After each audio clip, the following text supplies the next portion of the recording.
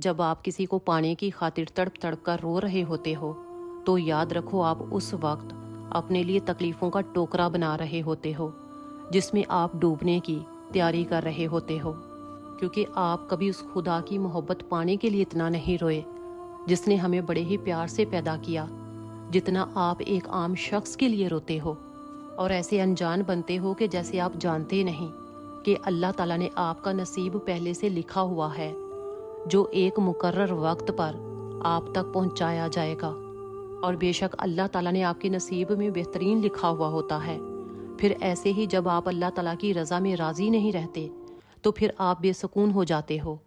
اور جو سکون آپ کو اللہ تعالیٰ کی رضا میں راضی رہنے سے ملنا ہوتا ہے وہ سکون آپ ساری عمر ڈھونڈنے میں لگاتے ہو، لیکن وہ آپ کو حاصل نہیں ہوتا۔ اور یہ بات ہمیشہ یاد رکھو کہ کسی چیز کا بھی ملنا ناممکن نہیں ہوتا، البتہ مشکل ضرور ہو سکتا ہے، تو وہ بھی جب جائز طریقے سے اور اللہ تعالیٰ پر پوری توکل سے مانگا جائے تو وہ بھی مل جاتا ہے، بلکہ وہ بہتر نہ بھی ہو تو اللہ تعالیٰ اسے بہترین کر کے عطا فرما دیتا ہے۔ اور جو شخص اللہ تعالیٰ کی رضا میں راضی رہتا ہے تو وہ کبھی بھی شخص بے سکون نہیں رہتا،